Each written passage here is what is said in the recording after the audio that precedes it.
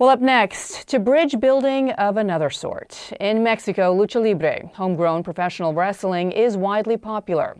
Luchadores are superstars, macho, menacing masters of the ring. Well, enter Cassandro, a flamboyantly gay wrestler who takes the sport by storm. Cassandro, whose real name is Saul Armendariz, takes on the role of an exotico, a character who performs in drag. In doing so, the Liberace of lucha libre rises to international stardom, breaking cultural taboos every step of the way.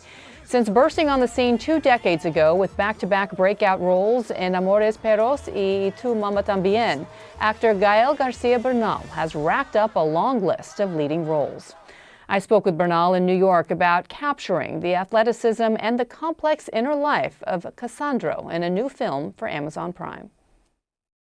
Gael, thank you so much for joining us. Thank you. The movie, Cassandro, I've learned so much. First, tell us about the world of lucha libre. Yeah, well, lucha libre became a phenomenon in Mexico in the 20th century, but it goes back to the 19th century.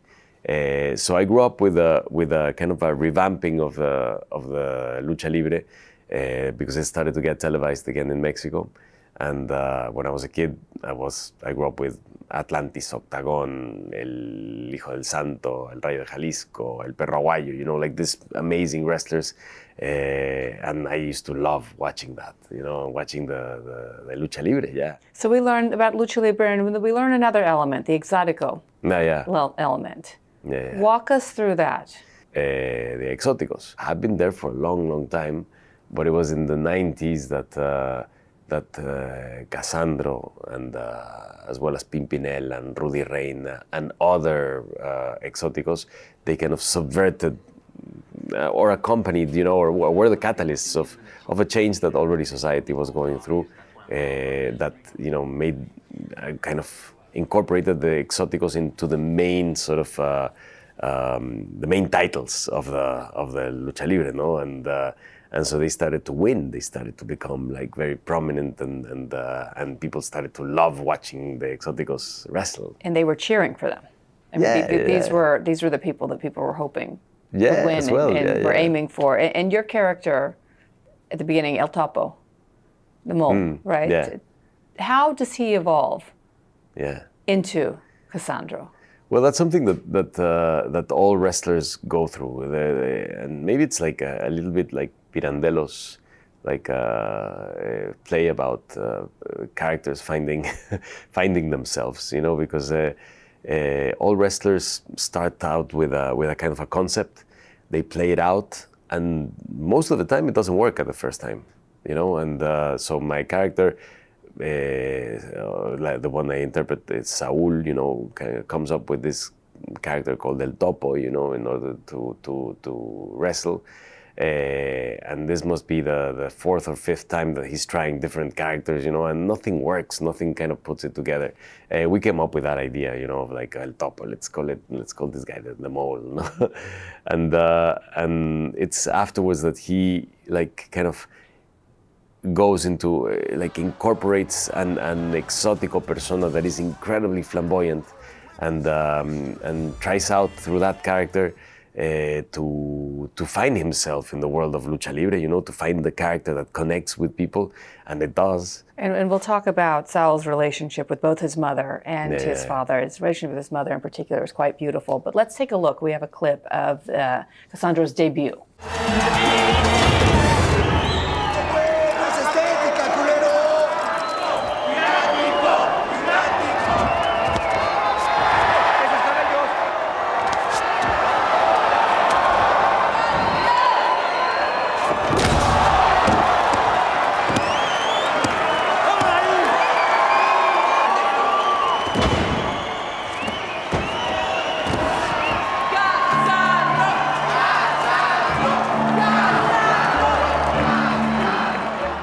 So this is really a life and career-changing moment, like a light bulb goes off as soon as Cassandro sees not only what he can do, but also the spectator's response to the performance.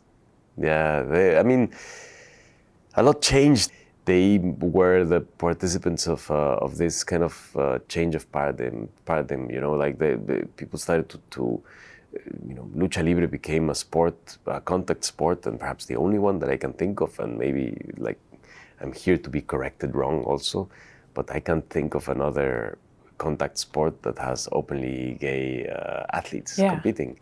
So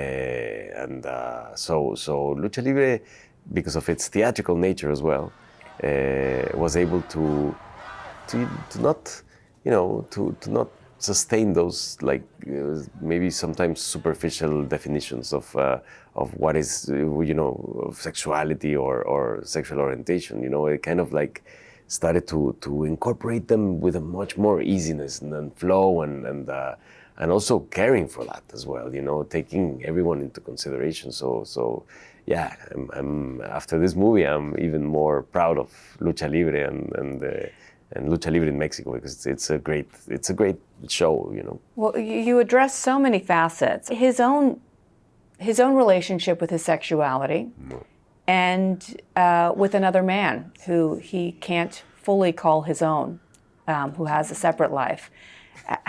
Talk about the challenges in giving enough attention and enough depth to all of these different relationships while also telling the viewers about this sport. In the case of the mother, the relationship with the mother and his lover boyfriend was more like a secret. You know, they are the secret. You know, and so in the film you can see that there's like several dualities that are being played as well, which coincidentally it happens in the border as well, where you have to play that kind of, or sort of, you're in touch with that duality constantly because you're crossing the border all the time, and that creates a very particular culture and a pretty very particular cosmovision as well. Because your character is from El Paso. It's from El Paso, but you know, Ciudad Juárez, El Paso. You know, it's like people in the border like cross back and forth all the time because they have family or work or studies or whatever, you know, in different sides, and they have to ignore that stupid wall that exists there in order to be able to, well, not ignore. Ignore is the wrong word. It's they have to not acknowledge the wall in order to be able to come back and forth, you know, because if you really take that wall into consideration, if you step a little bit aside and you see that wall, you can't live like with that horrendous imposition that exists there, you know, that and it's so ridiculous also because it tries to stop things from crossing from one side to the other, you know. And then, anyways, so Cassandra's Saul, the character, is used to this duality, you know, to play these different roles depending on where he is. And with his boyfriend and with his mother, he's always plays this secret life. You know, yes, very, very loving and very supportive, but at the same time, it's a secret. Outside he can't be known, you know? And so Cassandra is the kind of the detonator for all that.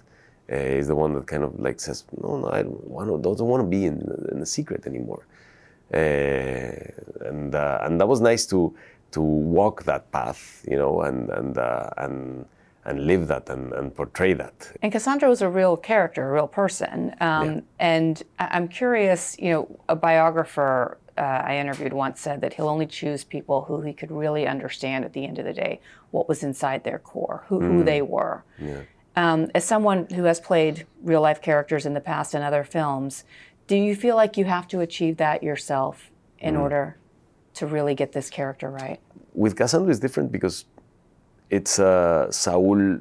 He created a character in order to, a character that is not himself, and this character is very open. You know, can be whatever you want depending on the moment. You know, in a way. And so we did our own interpretation of Cassandra. So, for example, that happened with when I played Ernesto Guevara. Afterwards known as El Che Guevara. When he was a kid, I understood a lot of his life journey, you know. Acting in it kind of allowed me to understand much more, you know, what they went through and what they saw and what they discovered. in those days. That was in the acclaimed Motorcycle Diaries. Yeah. I mean, talk about the training that went into it and the attention that you gave to the physicality of the sport, which is also, an art.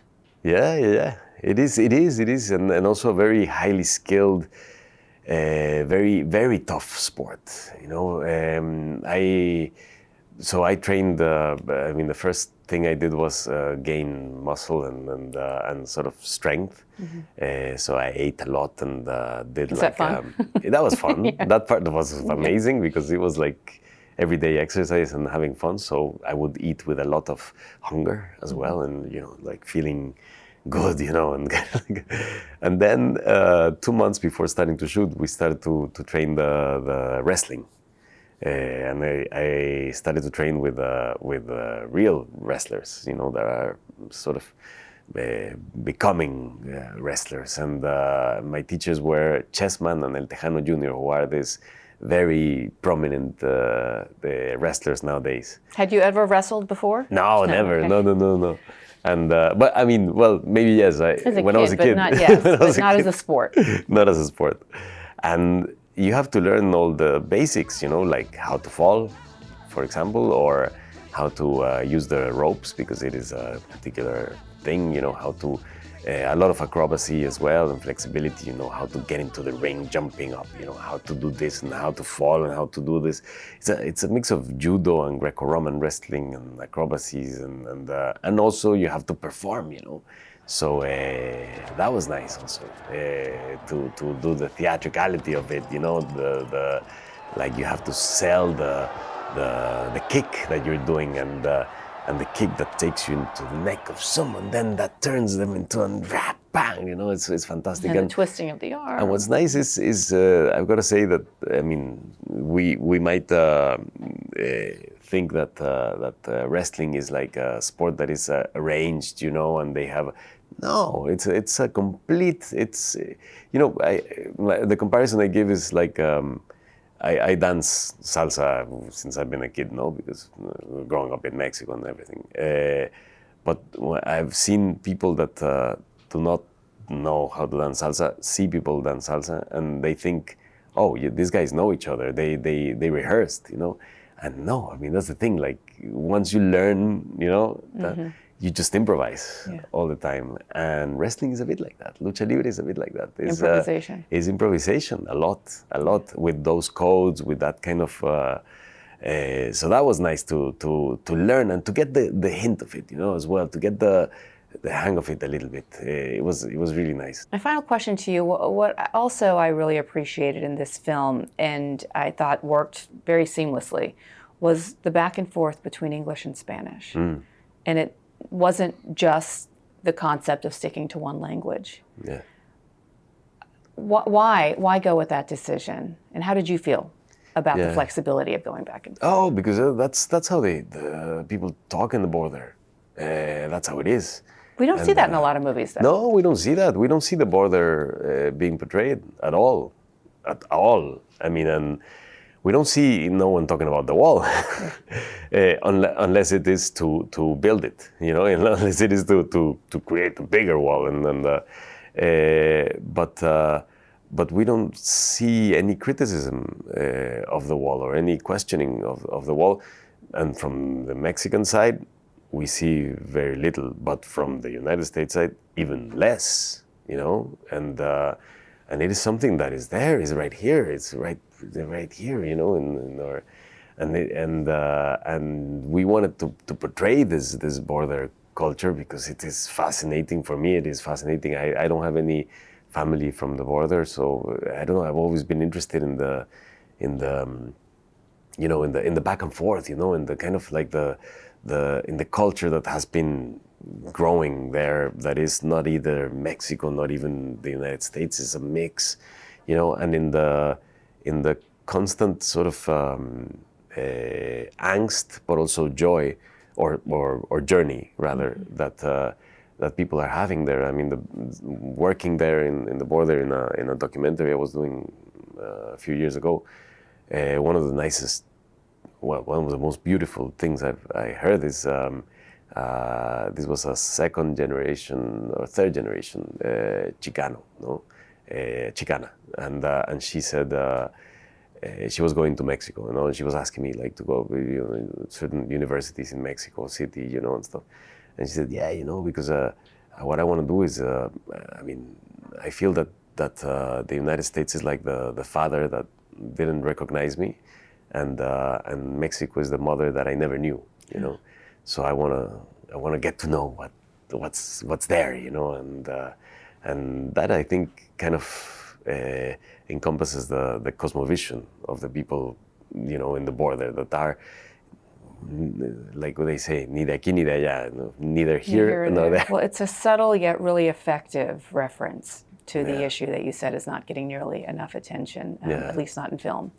Gael, thank you so much for joining us. Congratulations on the film. I learned so much, and it's just beautifully shot, so thank you. Oh, cool. Thank you so much. Thank you.